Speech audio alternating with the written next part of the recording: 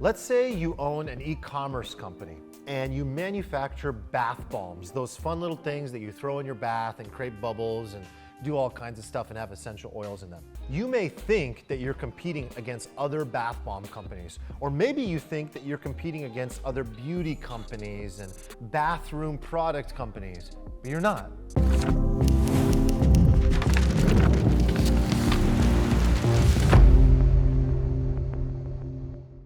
You're competing against Mr. Beast, you're competing against Instagram models, you're competing against social media influencers of all kinds, you're competing against people that do stunts, people that go around, give the homeless money and pull at heartstrings. All of those things are things that you're competing against. The reality is that you and I, as consumers, only have a certain amount of time.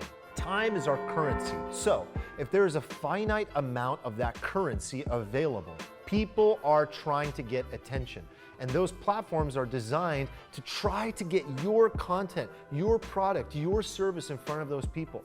But if you don't know how to position your product or service and the messaging and the copywriting to serve that person, it's never gonna get shown. And it's miserable. And you have a beautiful product or service, you have a beautiful website that you put all this work into, but you just can't get attention. Copywriting is the solution to this. The old way was just about catchy, formulaic, gimmicky headlines. And for some reason, they worked. But let's establish something. They do not work anymore, because what you are competing against is way too good and entertaining. So what do you need to do? You need to create content and copywriting that communicates the value of your product or service in a way that is educational, insightful, and entertaining. If you're not connecting with your audience, you can't succeed, because they're on to the next thing that is entertaining. And what is entertaining is releasing dopamine, chemicals in people's brains to get them to stay and keep their attention. And if you don't get them to stay, then you lose them. But you have to learn how to actually keep people engaged throughout the entire customer journey. You got to take them on a journey, and you have to build a strong value proposition and a story and a reason for them to care. If you do that properly, they go all the way from being an ice cold prospect who's never heard of you or your brand to becoming a raving fan, a repeat customer, a person who buys every single product or service that you drop. And that's what you're looking for. You want customers for life. Step one, you need to create curiosity. That's my favorite way to get somebody's attention. As human beings, we are innately and naturally very curious. If you tell me something that's intriguing and interesting, but you don't give me the answer up front, you're gonna get my attention for a little while. And one way I like to do this is to use language like, here are 5 weird hacks that you may not have heard of that can help you exponentially grow your business this year. So I immediately understand that there's 5 things there. It's nice to be specific. Headlines that are specific always tend to perform well. If it's a weird or surprising fact, then I probably don't know it. So I think I need to click in and tap in and find out more about this. Ultimately, what we are trying to communicate to people with this curiosity is that we want them to know we have something that can help them. We need to help people. If you don't actually give any form of value through your product or service, then you're wasting someone's time.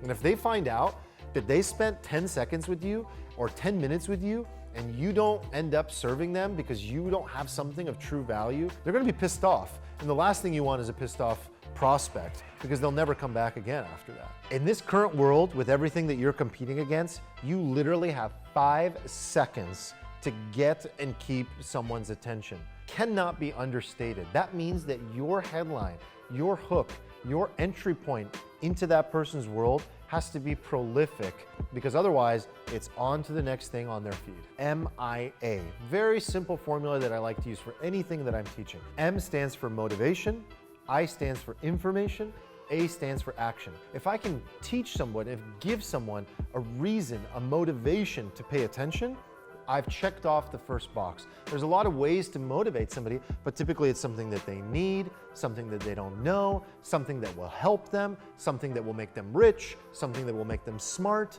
These are all the things that motivate people to pay attention and stay tuned. After you've hooked them and you've given them the right level of motivation, give them the information. This is where you go into the building blocks of what's actually important to understand about your product, about your service, about you, about the work that you're doing in the world. That's the information, the meat of the video, the meat of the page. Always want to make sure that you give people some sort of action, some sort of takeaway. We call this a CTA at times as well, a call to action. It could be to subscribe to your channel. It could be to check out the free report that you've linked to below.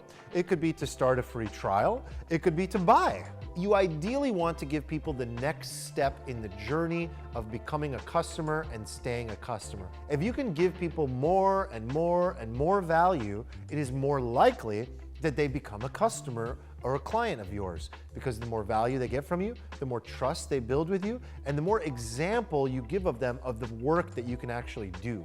That's really the point here, is we want to show people and prove to them that we can help them, not just once, but repeatedly over and over again.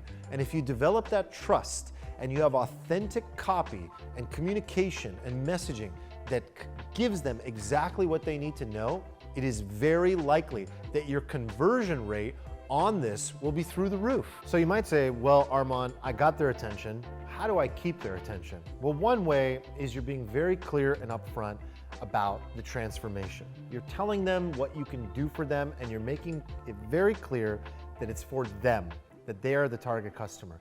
You're also relating to them by maybe telling a little bit about your story, or why maybe you understand their pain.